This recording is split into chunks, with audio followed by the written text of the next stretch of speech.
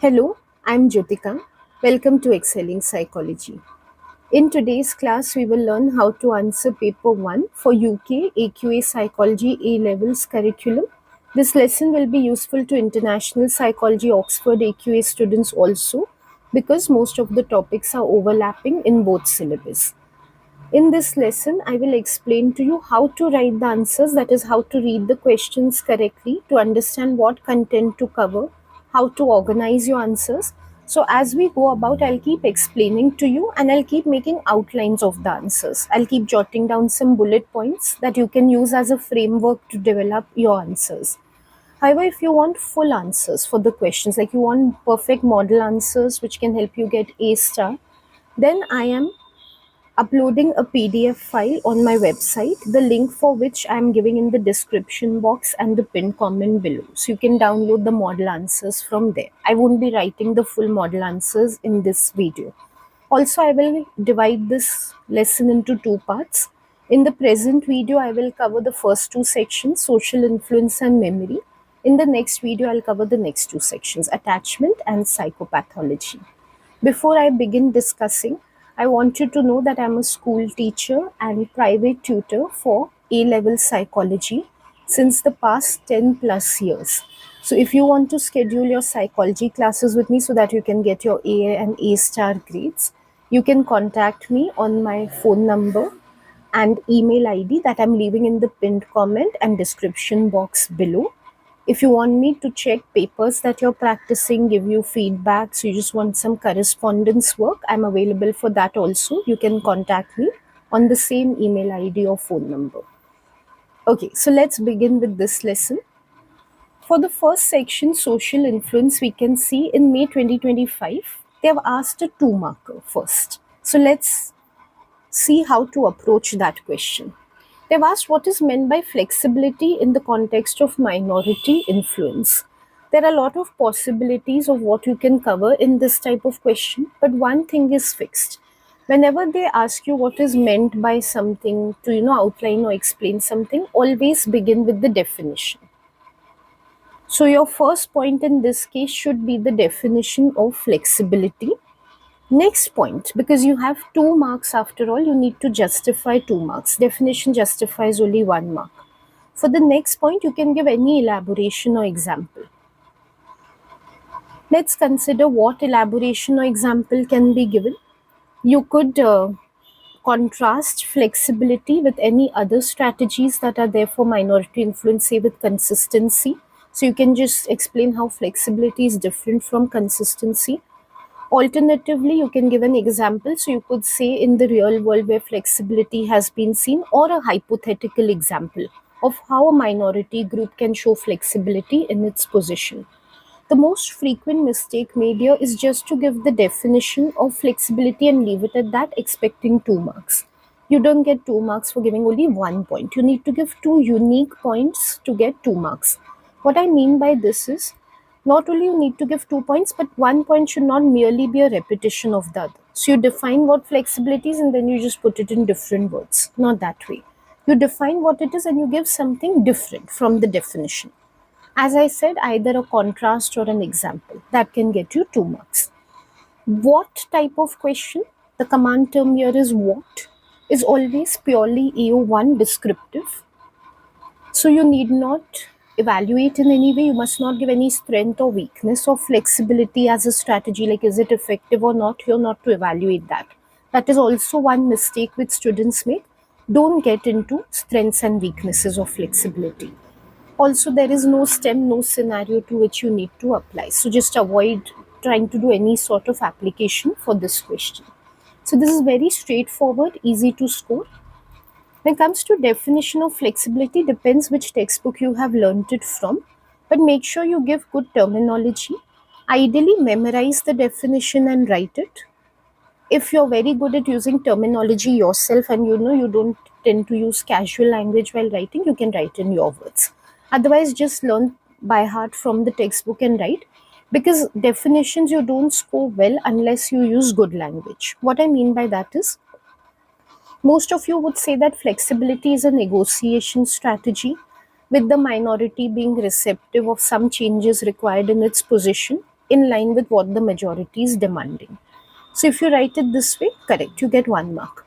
But if you use very loose, casual language, as if you're conversing with someone, so you say flexibility means they should be ready to change their position, or they should not be very stubborn about their position. That might not get you 1 mark, depends exactly how you're writing, but unlikely it will get you 1 mark because you're not using good terms. Good terms, I mean negotiation, majority opinion, willingness to change. These are good terms. So make sure you're using these type of terms when you define. For if you're giving an elaboration point, you could contrast it with consistency, as I mentioned earlier. So consistency means that, in the face of hardships also sticking to one's viewpoint, and not changing one's viewpoint just because hardships have to be endured. Whereas flexibility means being open to negotiation upon demands from the majority, being willing to change some standpoints. So that way you can draw contrast, or as I mentioned earlier, you could give an example. A hypothetical example could be something like, let's say there are animal right activists and they believe that animals should not be sacrificed for any cause whatsoever, but then to have their say and to get the majority to agree with some of their terms, they agree that in very essential industries, say like medicine, it's okay to do some testing on animals to check whether the medicines will not cause any side effects to humans. So to that extent, they agree that animals have to be sacrificed. So there they are showing flexibility in their position. Alternatively, if you've learned of any real life example where the minority has shown flexibility, you could give that also as an example. Right now, I'm not able to bring to mind anything, but if you've learned in your textbook, that would be good if you could give a real life example. Let's come to the next question. Outline the authoritarian personality as an explanation for obedience. Outline is purely an AO1 command term, and the key thing here, I would say, is to look at how many marks have been assigned, because as such, students learn things like authoritarian personality very well. After all, we expect only one of those explanations to be asked. If it were for 2 marks, just straightforward definition and again elaboration or example like we did for the previous question. But here, because it's for 4 marks, you need to consider besides definition what would be 2-3 points more that you would give. There is lots. Let's brainstorm quickly what else we can give, as long as we don't get into strengths and weaknesses, because it's not an AO3 command term. As long as we stick to just describing what we have learned in the textbook, we can give examples again. So after definition, there could be an example of how a person who has an authoritarian personality tends to behave. You could give reasoning for why people tend to have an authoritarian personality. So you could link it to parenting and upbringing. You could link it to Adorno's F scale, how authoritarian personality is measured. You could contrast it with other possible explanations of obedience, such as legitimacy of authority, for example. The straightforward way of going about 4 marks, like the easiest way in my opinion is what, where, why, who, how. Think of all those possibilities. Definitely you will come up with 4 unique points. That is only what we have jotted down right now. Okay, so quickly I'll just make the bullet points. Like there's nothing more to discuss in this. Just make sure you're having 4 unique points to justify 4 marks. Good practice is always beginning with the definition. And definition you must give in good terms. So authoritarian personality is dispositional tendency to respect authority figures unconditionally and to despise those who go against commands given by authority figures. Something to that effect will be your definition. As I've said, if you're not able to write very well, just memorize the definitions. For example, you could suggest, again, if you want to take a real life example, Milgram study. There were some participants, not all of them, of course, situational explanation was stronger in that, but some of them who did admit to just obeying the experimenter into giving the electric shocks to the innocent learner because they felt that authority should not be challenged or questioned. They said things like the experimenter knew better than them or was in a better position than them to decide what should be done in that situation, indicating that they believed in unconditional obedience and that they had an authoritarian personality. So that could be an example, or you could give a hypothetical one that someone who has this personality could go to the extent of torturing others, harassing others, just because an authority figure has instructed them to do so. You could give it that way also. Alternatively, along with this, you could give the reason for why people have authoritarian personality. It generally has to do with authoritarian parenting. And please define what authoritarian parenting is, like what that style is exactly. So it is a very punitive parenting style whereby even slight mistakes by a child are punished severely, and the child is disciplined through forceful techniques, including like corporal punishment. So there is no forgiveness given to the child, or no discussions are there are done with the child as to explain what his mistakes are. Rather, strict punishment is used to discipline the child. So something to that effect you can explain. So when children undergo this type of parenting, they come to believe that uh, not obeying an authority figure like a parent should never go without punishment, and that's why they become authoritarian in nature. So you could explain that way.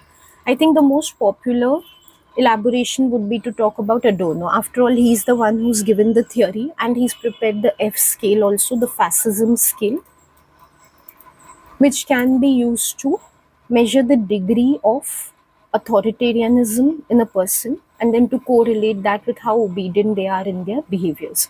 You could also give an example of any of Adorno's study or any other study where the scale has been used, like the replication of Milgram's study, in which Adorno himself used this scale and showed how many people who do obey and give electric shocks tend to have this F fascist or authoritarian type of personality. As I said, another possible point could be contrasting with other explanations. Most probably, you contrast it with legitimacy of authority.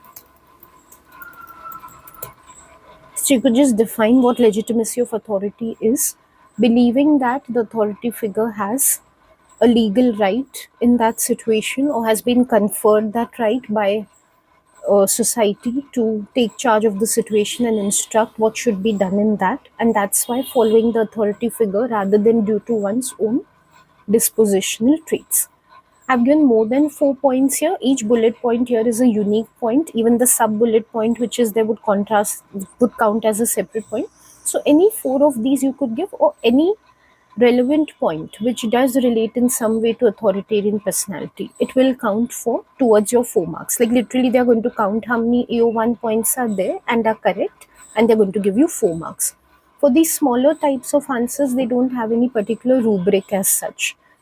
So very rarely they do. So it's just going to be counting how many unique AO1 points are there. Even if there is a rubric, in effect, it becomes that only. So then you can structure accordingly. Also, when I say that you can contrast with some other definition, like this point, or even in the previous I had mentioned you can contrast with consistency, just keep one thing in mind, that you keep linking back to what is actually asked in the question. They've asked you for authoritarian personality. So if you're contrasting with legitimacy of authority, don't give that definition for its own sake, like this is legitimacy of authority. The examiner won't be able to see what is the relation, why have you written it under authoritarian personality, like did you not understand the question. So make sure you signpost and say something like this is different from legitimacy of authority, which is, and then explain what legitimacy of authority is. Make sure any point you make in any answer, this is true for short as well as long answers, any point you make always links back to the question asked, is always relevant to the question that has been asked. Let's look at the next question. Outline one limitation of authoritarian personality as an explanation for obedience. Anytime in a question, like even if it's a short question, terms like strength, limitation, merit, demerit, strength, weakness are there, it becomes AO3, evaluation. For 2 marks per se, you don't need to use Peel format and give very elaboratively, even if you give in 2 sentences, like just, name the weakness and just expand on it, like elaborate on it a little, that's enough. But if you want to follow the Peel format, you can just make sure you jot down quickly. Let's brainstorm what are some possible limitations first, because of course there are multiple. One which immediately comes to mind is it is reductionist. It has a very dispositional way of explaining obedience, whereas there are very strong situational factors. Best example coming from Milgram, how most people obeyed in the shock experiment, indicating that there is situational pressure rather than one's own personality that results in obedience. So, definitely, that's a criticism.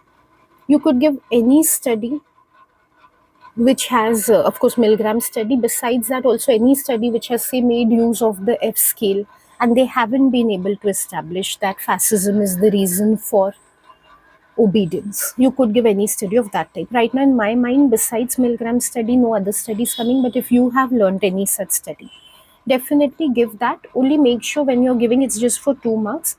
Results are key. So make sure you write about the result more than aim or procedure of the study that can deviate from what is being asked. Other possible weaknesses are blaming of individuals, like we can talk about social sensitivity, especially if you are not taking only AS and you have taken uh, I'm sorry, A level psychology, like you're taking A2 also fully. In that case, you could talk about social sensitivity. That's one of your issues. Why it is socially sensitive? Because it can result in blaming individuals engaging in obedience and overlooking what social factors are contributing to developing a climate of obedience. So ultimately, society doesn't change its viewpoint, ends up blaming who are possible victims themselves of having to obey higher authority and doing things which were against their own consciousness. So you could give that as a limitation. It is also deterministic in nature. So again, if you take from issues and debates, why it is deterministic? Because we are saying that if someone has authoritarian parents, they are bound to be this way, like they are bound to develop an authoritarian personality, which is not necessarily the case. There are lots of people who have authoritarian parents and they choose or they use their free will not to develop that type of personality and to hold themselves accountable for any actions that they are doing. So I'm sure you can think of many evaluation points in this way. Just narrow down on the one which you think you can cover best. And what I mean by best is that you will be able to explain, at least in one concrete or explicit sentence, how it is a limitation of personality. So, my suggested way, let's take reductionism right now as the weakness, that's the easiest one, is to first name explicitly that one weakness is it is a reductionist explanation. And because it's just for 2 marks, I wouldn't go into a full peel format of writing. Rather, I would just say there are other possible explanations. For example, in Milgram's study, a very strong situational explanation, that of situational pressure to obey, was presented. And to make this more solid, I would say that vast majority of the participants obeyed to a very destructive level. If I remember the figures, that's even better. 26 out of 40 participants obeyed till the very last level of 450-volt shock they gave in that study, indicating that situational pressures can override dispositional factors in most cases. Again, if this is not enough for you and you need to see the complete answer, how to write a model answer, you can download from my website. I have pinned it in the description box below. Okay, so these were some of the shorter questions for social influence. Then this time in social influence, they're given a full 16 marker with an AO2. Now, this tends to become very detailed, and today I want to cover both sections. So, I will not go very thoroughly. I will explain to you how to meet all objectives. I won't go very thoroughly into it. If you want to see how to answer a 16 marker with AO2 STEM, I've covered it very elaborately on a previous video in my channel. I'll try to link it in the description box below. Otherwise, you can just go into the playlist or the previous videos and you'll find it very prominently. How to answer an AO316 marker with AO2 component. So just click on that video and I've given full details. What we need to do is whenever we are answering 16 markers and that STEM is there very prominently, as we are reading, we need to keep on marking out which concepts are being covered in this STEM. As and when we can identify immediately, we should start Not writing in the paper as such, jotting in our mind. Right now I'm writing to demonstrate to you. Otherwise, don't make any marks on your question paper in the exam hall. Okay, so I'll read the question. As I'm reading, whatever concepts I can identify that have been used in this scenario, I'll just keep noting them. You need to do that mentally. A parent toddler group meets for a trip to a soft play center. They choose to go to Mini World. Julie, one of the parents, thinks Mini World is overpriced and would rather go to Kids Cave. She doesn't say anything though, as all other parents seem keen on Mini World.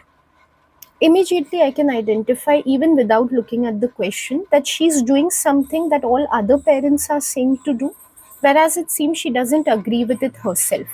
Typical conformity situation. Because there's a majority, there's a sizable number of parents who are doing something, and she's just going along with what they are doing. So, this is to do with conformity. I can take a quick look at the question. They've asked for explanations. Otherwise, also, I think it's very apparent that she is following because of NSI. Means immediately you need to note, because you have 1 minute per mark in this paper. 30 marks, 30 minutes for one section. So you can't afford to lose time into, first reading the situation very elaborate and then thinking about what must be there. If you've practiced well enough, this type of scenarios are given very frequently in the paper. NSI, ISI type of conformity. So immediately start noting it. Okay, so she's showing the NSI type of conformity. If instead they haven't, but if they would have asked us types of conformity, then you could start thinking about internalization, compliance. Here she's showing compliance. Right now, I'm not getting into it because it's not relevant. That's why I just showed you the question so that you just think as much as is relevant. They will give you marks in the paper even if you talk about compliance, internalization, identification. But I feel it's unnecessary. It's just about explanations, don't go into it unnecessarily. Okay, so she's showing conformity NSI. Why am I noting this? Because this helps me to know in AO1 also how much I need to cover. I can't cover everything about social influence in AO1. So in my mind, I know, okay, I'll have to define NSI, I'll have to define conformity. So my outline is becoming clear to me as I'm going through the question. Let's read further. Anthony always used to take his twins to Kids Cave. He has since joined the parents' toddler group. Anthony has heard the other parents talk about the play area at Mini World as being better than the one at Kids Cave. So even he's showing conformity. He now takes his twins to Mini World on the days the group does not meet. Even when they don't meet, he takes his children to Kids World. This is clearly ISI. If he was doing it just to show them, it would be NSI, but he's doing it even when he's not having an opportunity to show them. So that's ISI. Discuss two explanations for conformity. Refer to Julia and Anthony in your answer. Okay, needless to say, I think you know by now that these type of questions have three components: AO1, AO2, and AO3. AO1 descriptive, in which we just have to define and give a few points about what is NSI, ISI, that is worth 6 marks. So first let's brainstorm what we could give for AO1. What are the possibilities? Definitely definition of each. You can begin with the larger definition of conformity. That's a good way of beginning. Then defining what NSI, ISI are. As I said, you can get into types of conformity, but I don't believe that answer can reach full 16 marks because it shows you don't know as much about the explanation. That's why you're trying to compensate by bringing in the types. So in my opinion, just stick to the explanations. There's a lot to write anyways about NSI, ISI. Again, who, what, where, how, why.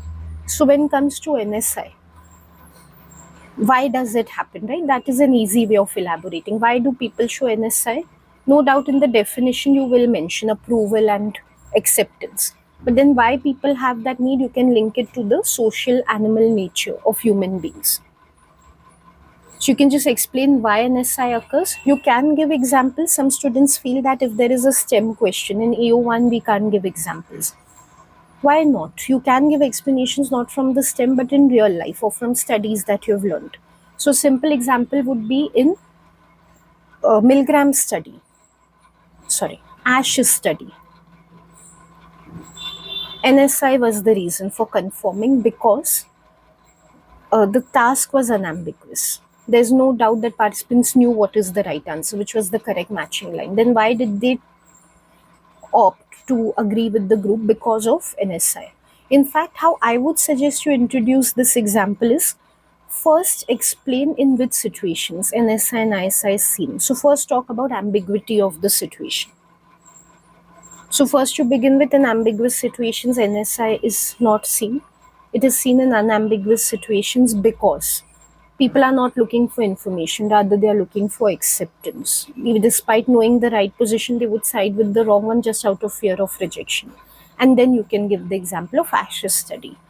Roughly you can think about it. See, there's a rubric for marking 16 marker. It's not point by point, but roughly just think about it as 6 unique points for 6 marks, just as a rough guideline. Okay, one more thing. In the model answers, which I'm linking below, I have included commentary also. So my comments also the exam commentary. So how many words you should target, what should be your word count for AO1, AO2 and all that I have indicated in that document. Like I told you in this video, if I discuss everything, it's going to go beyond the scope of the video. So some of it you can get by downloading the document as well. Same way I would go about for ISI also. Defining it, then explaining why it happens because of need for correctness, desire to not be wrong. It happens in mostly ambiguous situations. So first I would explain like how it happens under ambiguity, and then just like I'm linking NSI to Ash's study, I would link this one to Genesis study, the bean jar study. I think that's the best example. Of course, any other studies that you know of, you could link to those also. Just keep in mind one thing for AO1. If you're giving only the studies, then to summarize as aim, procedure, results, conclusion will be good. But if you're doing it like me, like just giving the study as an example, then don't go to summarize it fully because it becomes excessive for AO1. In fact, let me just quickly make the bullet points for AO1 before proceeding to AO2.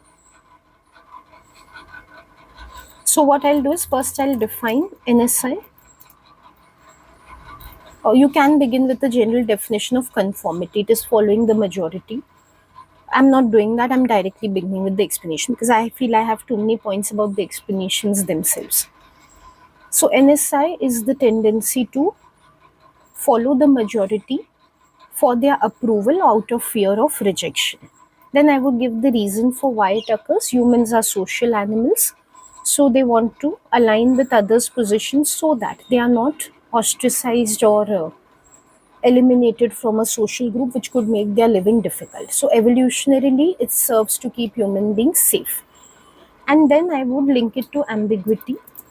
When tasks are unambiguous, that time generally NSI is seen because people know what the correct position is or the correct answer is. But despite that, they, out of fear of rejection, go along with what the majority is saying. And then I would link it to the Ash study. That Ash has demonstrated this by showing that even when participants knew the correct answer to which was the matching line, they gave the wrong one just because others confederates in the group were giving the wrong answer. Then I would in the same way lay out ISI. It is informational social influence, following what the majority is doing just out of the desire to be correct or right. Reason for it is just like humans have the natural tendency to not be rejected, they also have a natural tendency to not want to be wrong, the desire to always be correct. That is what motivates ISI. In terms of ambiguity, when situations are ambiguous, then ISI is seen. You could give some general real life examples also. For example, if one travels to another country for the first time, and they don't know what are the norms there, then because it's an ambiguous situation for them, they tend to follow whatever other people are doing, like how they eat, what mannerisms they show, how they greet each other. They follow those things because they actually believe that that is the right way of going about in that culture. But even better, I feel, is to give the example from Genesis study, the bean jar study, in which participants had to estimate how many beans were there in the jar. And because the situation was highly ambiguous, they, after a group discussion, tended to give that answer which the group had given. So they changed the answer accordingly. Okay, so this is how we can lay out AO1. I would call it a very focused approach. I haven't even given a general definition of conformity. They've asked me about explanations of conformity and I've elaborated only on that. Generally, full 16 marks are given for answers which are highly relevant to what is asked in the question. So that is the approach I've taken here. No general definitions, no unnecessarily getting into types of conformity. Though you can say that NSI leads to compliance, ISI leads to internalization. It's a credible point as long as you link it to explanations. It's just that it's not necessary right now. For AO2, key to scoring in AO2, which is worth 4 marks here, is to engage fully with the STEM. One, whatever points you're making, use because or use wording from the situation to answer. For example, if you say NSI is being seen in this situation, but you don't say who's showing that, you don't name Julie is the one who's showing NSI, or you don't explain why you're saying that she's showing NSI. Julie is showing NSI because, you're not going to get marks. So don't give general terms NSI seen, ISI seen. Who is showing it, where it is being seen, why you're saying that it's being seen. Explain thoroughly. Even better, link it to the definitions you've given before. Like instead of just taking the wording, Julie showing NSI because other parents seem keen on mini world, so she's also going there. It's correct. But you have defined NSI as following the majority. So using some terms from that definition and using some words from this scenario, explicitly link the two. Julie is following the majority of the parents despite not thinking that the prices are reasonable of mini world, which indicates that she's doing it just for their approval, indicating that she's showing NSI. Explain it that way. So keep linking it back to what you've explained NSI is. Keep using Julie's name, keep using words from the situation. So you could say NSI, again I'm just writing briefly, full answers are available below. NSI is being shown by Julie because despite thinking, or despite privately or truly believing, I forgot to discuss about private and public acceptance, but you know what that is. NSI motivates public acceptance while privately having a different view, whereas ISI motivates changing one's private view also. So in Julie's case, despite having private acceptance for the reasonable kids world, she feels that is more affordable, she still decides to go with mini world out of clearly desire for approval or fear of rejection from the majority of parents. So that is how we are seeing NSI, explain it thoroughly to get good marks in AO2. Same pattern you have to follow to explain what Anthony is doing. Anthony, he's not just doing public acceptance, he's doing both private and public acceptance. He has changed his private acceptance. After listening to what the parents have to say, he actually believes that mini world is better for his kids rather than Kidscape.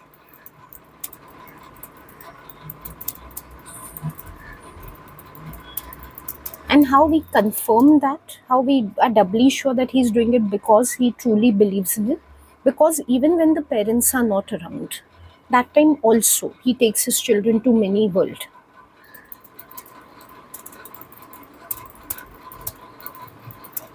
So that indicates that he's doing it out of ISI.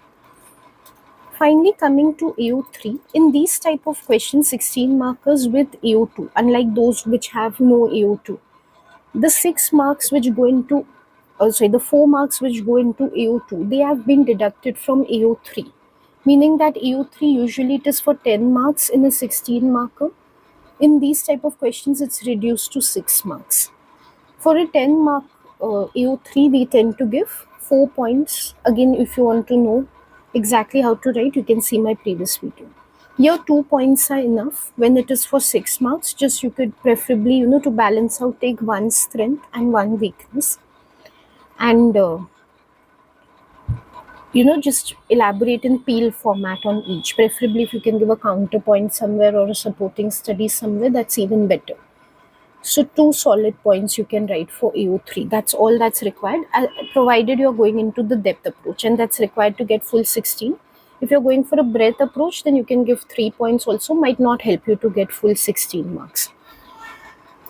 For a strength, again, let's just brainstorm the possible strengths first.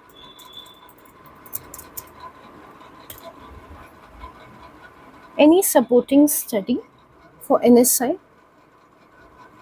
like say the ASHES study, if you haven't taken in AO1, you can take it here, otherwise it tends to overlap. You could give a critique of the ASHES study. If you've already given it in AO1 and AO3, how you could give a critique is show some strengths of that study. It is a classical study, highly controlled, very standardized, a proper lab experiment that manipulated the IV, which helped to show like a definitive relationship between NSI and conformity. So that way you can, elaborate and explain. Okay, other possible strengths can come from issues or debates or general strengths also. Does not have to be from the studies only. So you could have like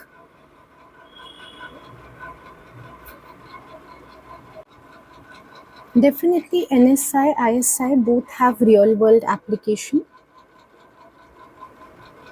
They help to understand real world situations.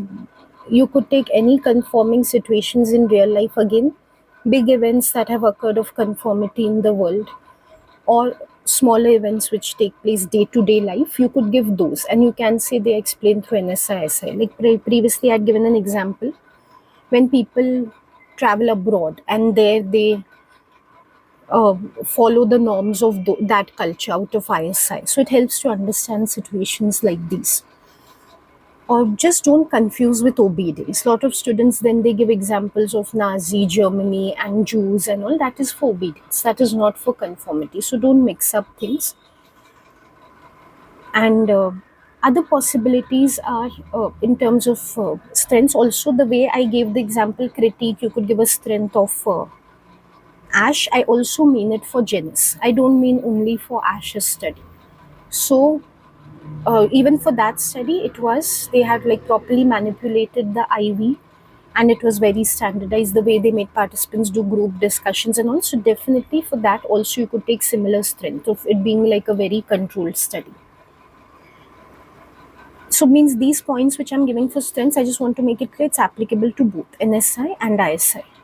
Other possibilities of strengths of these explanations are that they are like very relevant even in present times, though they are very outdated explanations. They are very good temporal validity.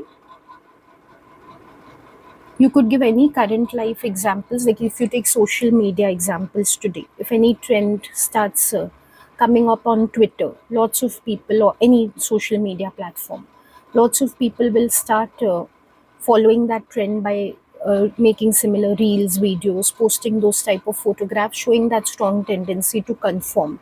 And depending on which example you're giving, whether it's ambiguous, unambiguous situation. Say, if, for example, if you take ambiguous situations, people don't know what is happening.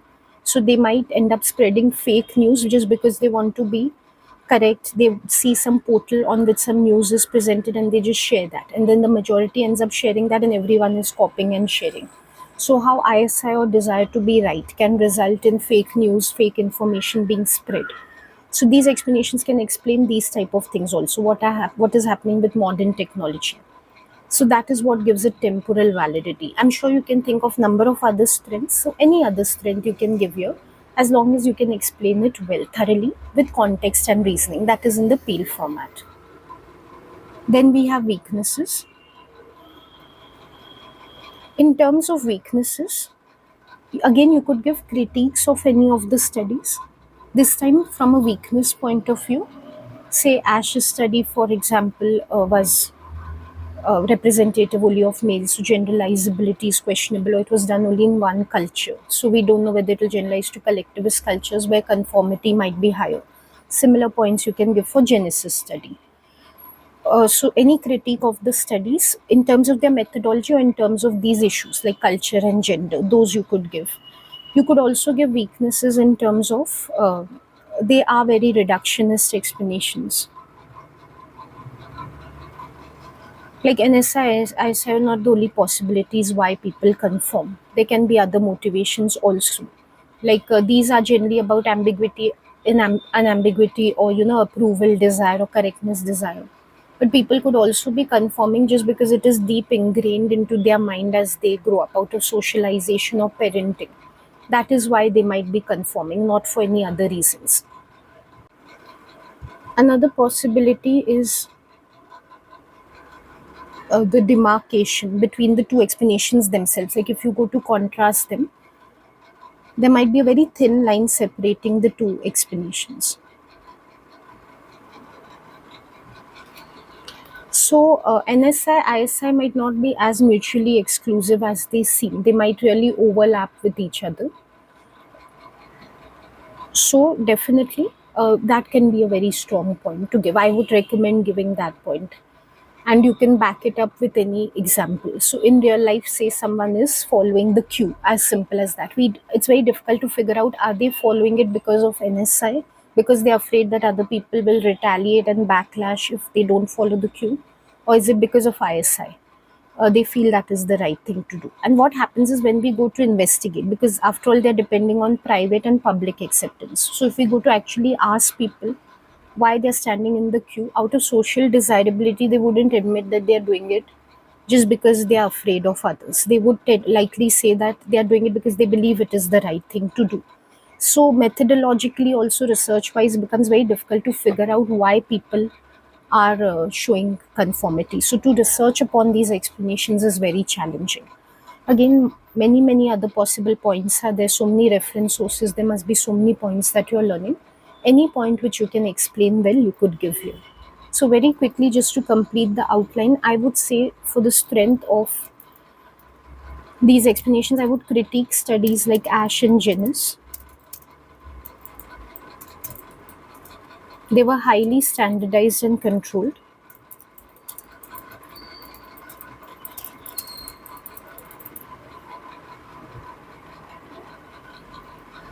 And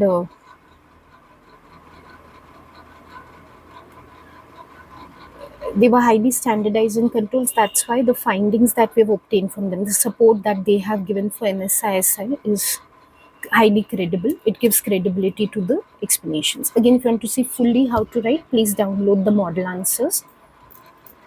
In terms of weakness, I would suggest giving the difficulty in methodology of research done in this area because of the overlap between NSI and ISI in observation. When we go to observe, it becomes very difficult to say why someone is motivated to conform, and then when we go to investigate, there are methodological challenges.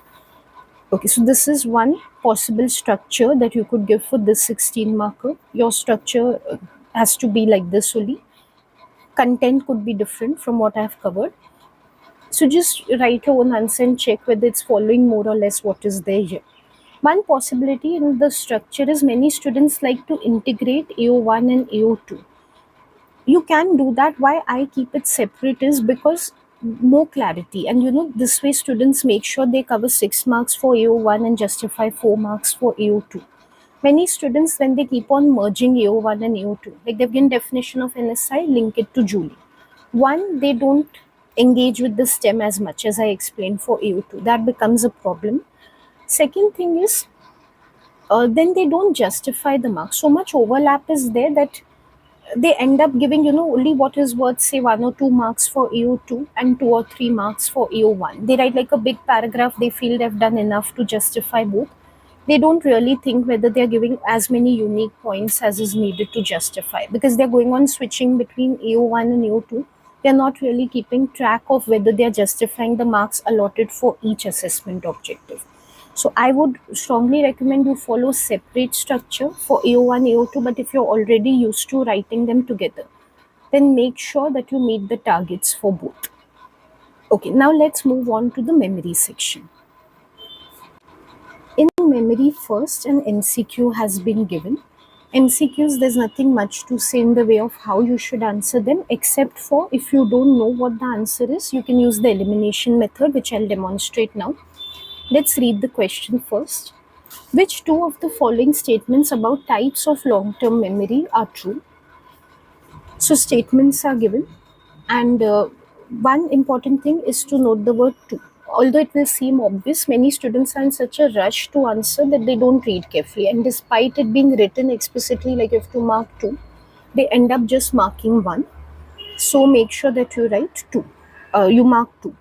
Second thing is, like I said, if you don't know the answers, use the elimination method. Most of you straight away you'll be able to identify which are the right answers. I will go over it alternative by alternative to show you how to think about which might be the wrong possibilities and just move them away so that you can be sure that the ones which you are marking are correct. Okay, so what they have asked us here is which are true for long term memory. Sometimes they can also say not true or false. So just make sure to read that wording also correctly. The first they've said episodic memories are referred to as action memories. That is wrong because by definition we know it's the procedural memories which are action memories.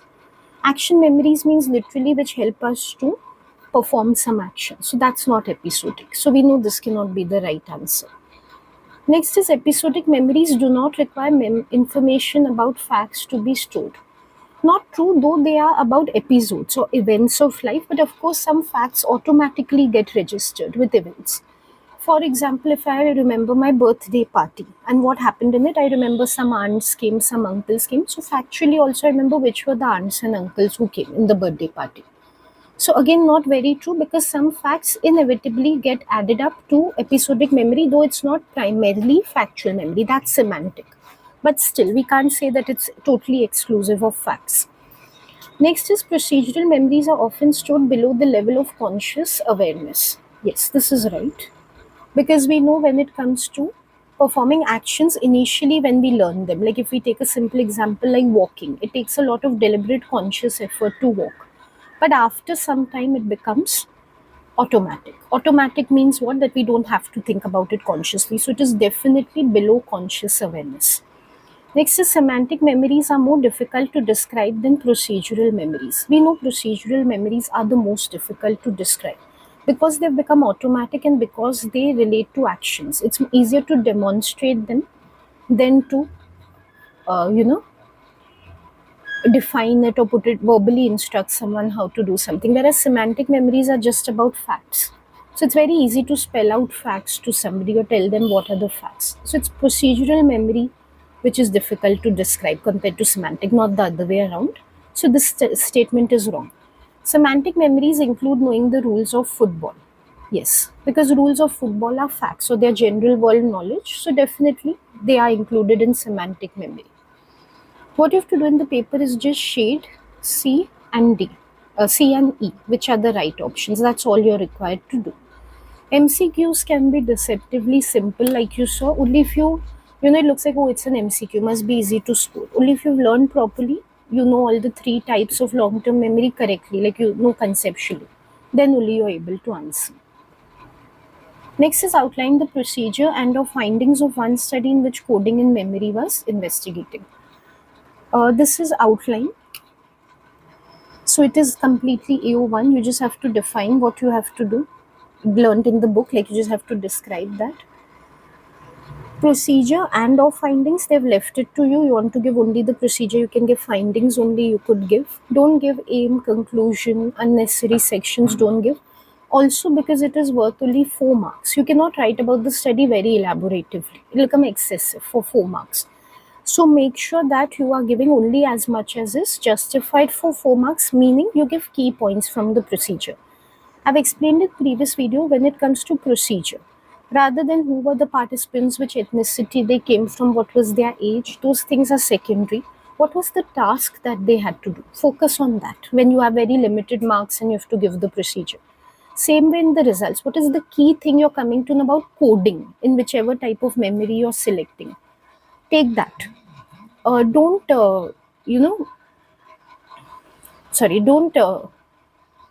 stray away and give secondary type of results. These many men remembered, these many women remembered. Right now, they're not asking about gender differences, for example. So be as relevant as possible when you have only 2 or 4 marks.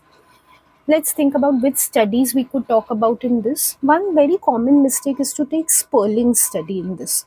Sperling study is about sensory memory, but it is about the capacity of sensory memory, how many letters could be held. That is what he investigated in iconic memory. So it's definitely not about coding. It's about, like I said, capacity. So make sure you take a study about coding. I think Badley will be the most popular one, the full list study. I would strongly recommend taking it. Besides, you could take any study which has shown semantic coding in LTM, not coming to my mind right now, like this one is there badly, but which has exclusively taken only semantic memory in LTM. You could take any study of that type. Or if you want to take for sensory memory per se, coding, then any study which has shown that there is auditory coding. Like I remember Tressman studies there, though not very popular, dual hearing task, in which on when they're hearing on headphones in one ear some different information is being given and in another ear different information then it clashes with each other. That one you can get for sensory memory. And yes, so procedure and or findings, it's up to you. You want to give only the findings, only procedure? I would recommend just take one study and give both a little bit of the procedure, little bit of the findings, like main procedure, main findings, just makes things easier. So if we take Badley and Hitch, also, I'm not repeating, we've already seen justify 4 marks, give 4 unique points. If we take the Badley study, like I said, you don't have to give aim and all, but just mention that this is the study which you're giving. Don't abruptly begin with the procedure. Participants were shown list, just name Badley. Just say which coding in which stores he was seeing. It's not giving the aim, it's just signposting and telling the examiner which study you're talking about. So, Badley studied coding in STM and LTM. Now, he showed participants 4 lists of words which were either like acoustically similar, dissimilar,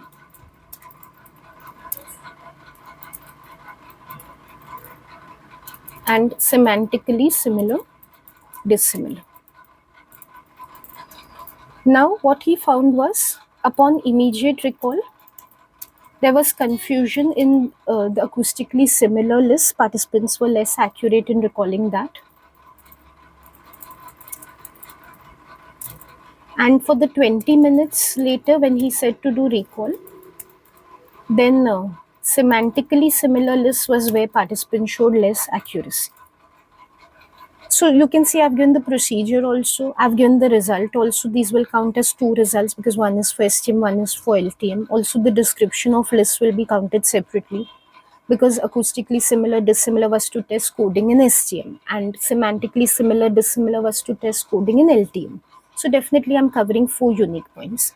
If instead you want to give only the procedure, then describe this part, also add to it what they were assessing exactly, like participants had to do free recall of the words, so just explain that part then to elaborate further. If you just want to give the findings, then you can I think giving findings by itself is difficult, but if you're doing that, so just say that this is what was found and describe a little of what was found for the dissimilar list also to elaborate for 4 marks on the findings. Don't get into the conclusion though because they haven't asked, so don't try to interpret and explain why this is happening. Strictly they've asked you procedure and findings, so aims and conclusions will not be credit worthy. Next is one explanation of forgetting is retrieval failure. Suggest one revision strategy based on retrieval failure that could be used to improve performance in exam and justify your answer. This is like an AO3 question. uh,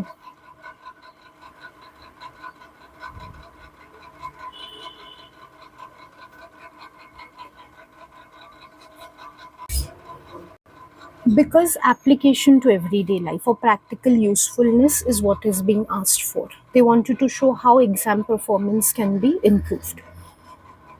Uh, Also, they wanted to justify the answer. Means further, they want you to give a strength or explain like how it is useful. Very simple 2 marker.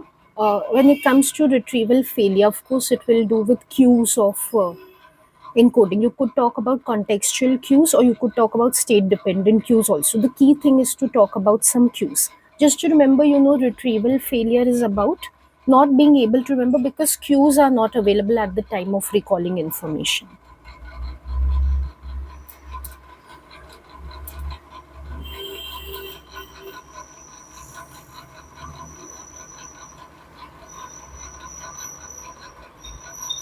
When it comes to revising on the exam, make sure you make it very specific to this scenario. Don't give general. So again, some students will write it as, you know, Q should be there to remember. First of all, they don't give a particular example of what Q can be there. So there you lose marks. Also, you know, the room should be the same.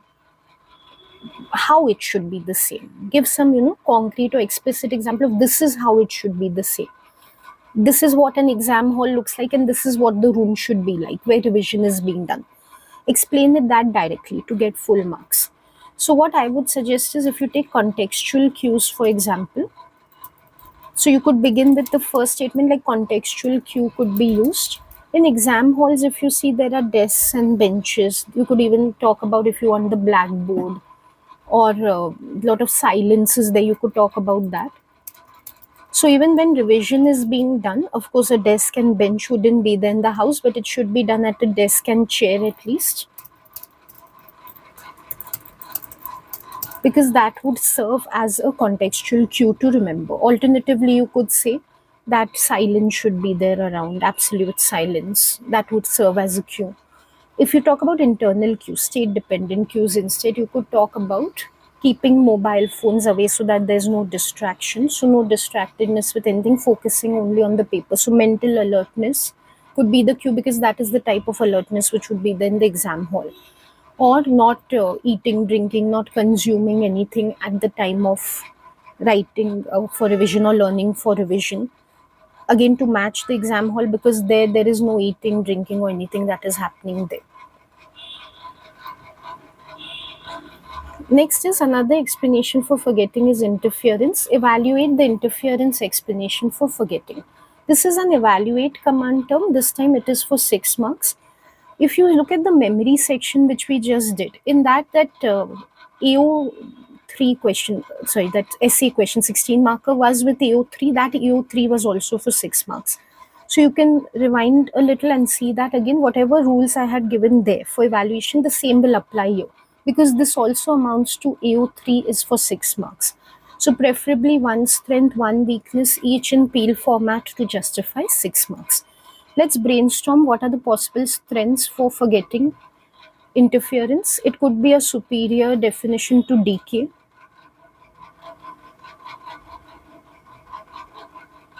Because either you could take up the methodological points which we've taken, that decay is very difficult to test empirically, because people do activities all the time. So this one seems more plausible and reasonable, that activities that we do will keep interfering with information we have acquired previously.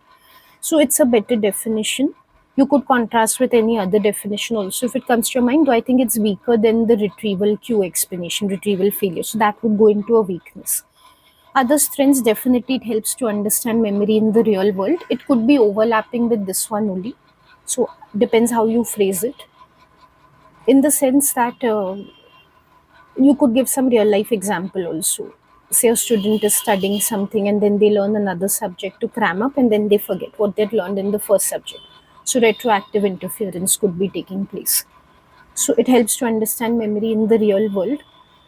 Other strengths could be like it does help in application in that sense, like not only explaining phenomena but practical usefulness. For example, students could learn not to learn multiple subjects in the same day, or to take long pauses between learning two different subjects, so that one does not interfere with the other. Or you could give any study support. In fact, you could give study support from non-academic type of studies also. Like, I remember this advertisement studies there, if you have learned about it, that when people see multiple advertisements in succession, they forget about the ones they've seen earlier or later because of the other ones that they've seen. So, for advertisers, that study shows that interference could be the reason why people are not remembering about their products despite endorsing them. Okay, or any other strengths that you have learned about, just write elaborately with context and reasoning. When it comes to weaknesses for interference, some explanations could be better than interference, like retrieval failure. The Tulving and Sotka study you could give for this one. In Tulving and Sotka, they have shown how when people are given cues, they do end up remembering, even though it appears initially that they've forgotten things because of interference, then they end up remembering things. So definitely there are better explanations. Or the Kane and Engel study you could give for support. Kane and Engel was about how people who have better working memory,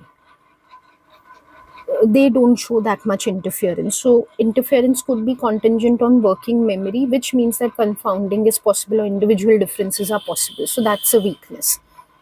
Other weaknesses is it is deterministic again if we go by issues and debates. The assumption is that a person will just forget because some material is coming on the way. They cannot use their free will to use better strategies and remember things. And definitely, it could also be reductionist in the sense that it is very information specific. Like, not for all types of information, interference would be the correct explanation for forgetting. Depends what type of forgetting is taking place. In some cases, decay might be a better explanation, say for very long back memories which are there. Maybe decay is a more plausible explanation.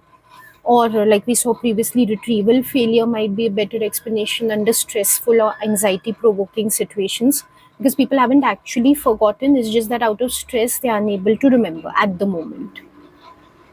So, very quickly to make an outline, if I take this trend that it is superior to decay as an explanation, how I would give context and reasoning for that.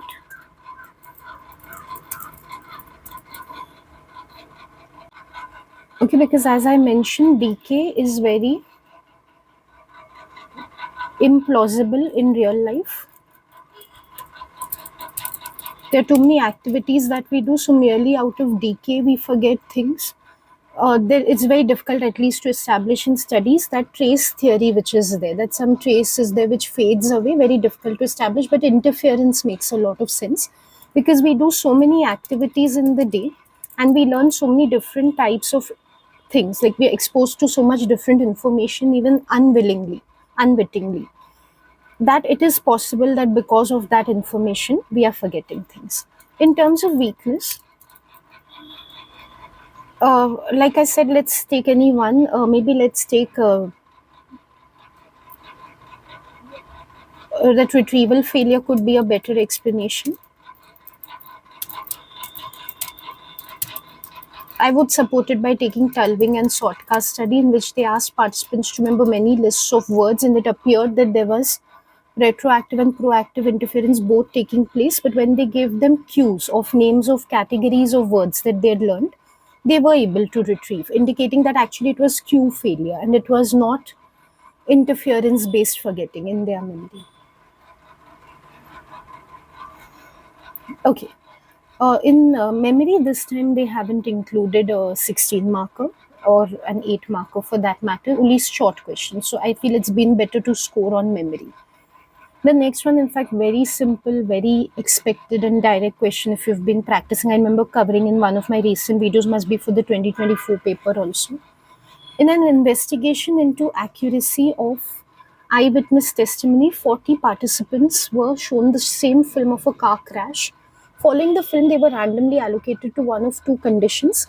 Each participant was interviewed separately and was asked one critical question. In condition A, 20 participants were asked, "Did you see the list of traffic lights? Yes or no?" In condition B, the other 20 were asked, "Did you see a set of traffic lights? Yes or no?" There was no set of traffic lights in the film. The researcher chose to use a chi-squared statistical test to see whether there was a significant difference in responses to critical questions in the two conditions. Explain three reasons for this choice with reference to this investigation. Okay, how do you justify the use of any significance test? Again, if you want to see more elaborately, you can see in my previous video. We look at firstly whether differences have been assessed or correlation has been assessed. Now, chi-squared is suitable to both, but chi-squared for differences particularly seems to be relevant to this scenario. So we can begin with differences have been assessed and therefore chi-squared has been used. Just make sure to engage with the STEM. Research methods type of questions are the AO2 questions. So, when you say differences are being assessed with respect to what or in which conditions, mention that. If you just say differences are being assessed, so chi-squared is suitable, only that won't get you marks. Then you're writing a very AO1 type of answer. Make it AO2. I'm just in a little rush. I need to get done with this video, so I'm apologetic. I cannot cover in as much depth as I was doing the previous questions, but please understand that the same principles which I've explained earlier apply here also. So it's an explain command term, a situation is given, it's AO2. So make sure you're applying every point to the situation. Here they have measured differences in terms of two conditions, different types of questions have been asked. One is asked a leading question, one is asked a not leading question. So which group has shown more accuracy in reporting their memory? That's why chi-squared is suitable. Another, you have to see for any statistical test, the criterion is which type of data has been collected. For chi-squared, it has to be nominal or categorical data. In this case, what is the nominal data? They're just counting the frequency of people who say yes or no. So there are two categories of answers possible, yes, no, they're just counting the frequency. How many are saying yes, how many are saying no. So that way also it gets justified.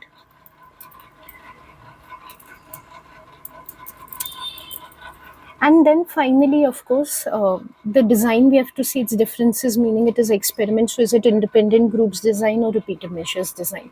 Chi-squared is suitable for independent groups, and it is indeed independent groups design, because you can see that there are two different sets of participants who are hearing either the misleading or leading questions. It's not like the same set of participants are hearing both types of questions.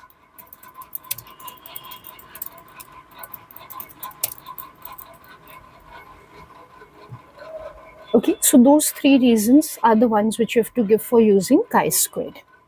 Don't unnecessarily give, why you're not using Mann Whiteley or why you're not using Wilcoxon. Not required. That is one mistake. Second mistake, like I told you, is not to engage with the step.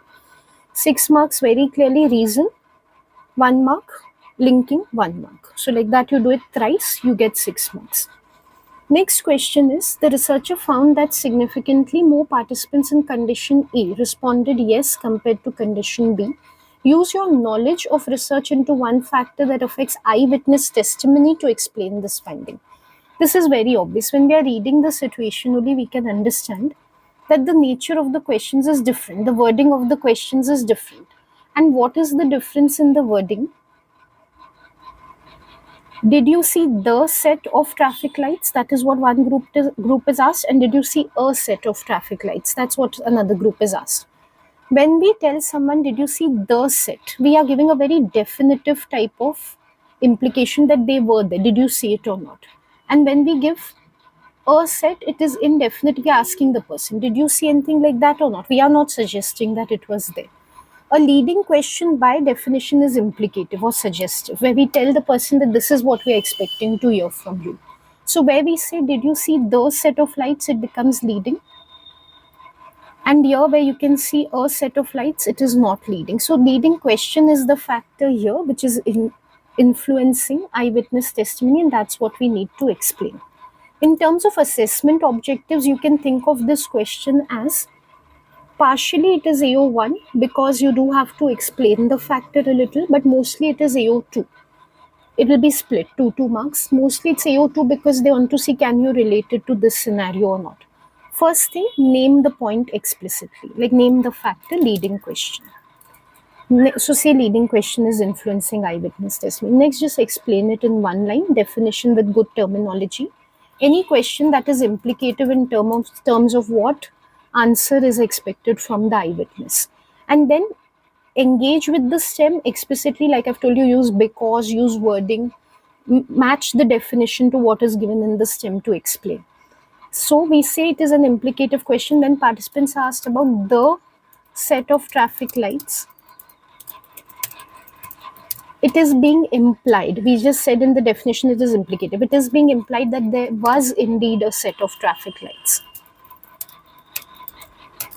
And that is why. What else they have told you in the STEM, you have to engage with everything. They are telling you that more participants in condition A responded yes. So that's why, because they have been misled by the question.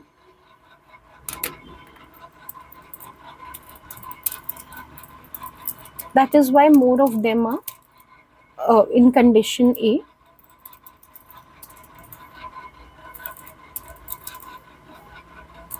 have responded yes.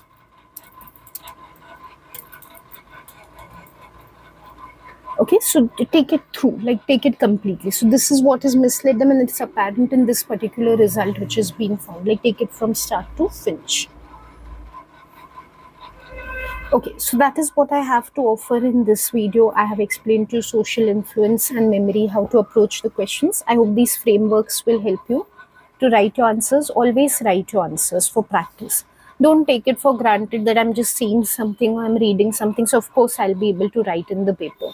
You will not be able to write good answers and get A and A stars till you actually practice writing, and preferably get that writing assessed and get feedback from a qualified tutor. Okay, so make sure you're practicing correctly to score your high grades. And I will make the parts on attachment and psychopathology very soon and upload them. That's it for this video. Thank you for watching. Goodbye.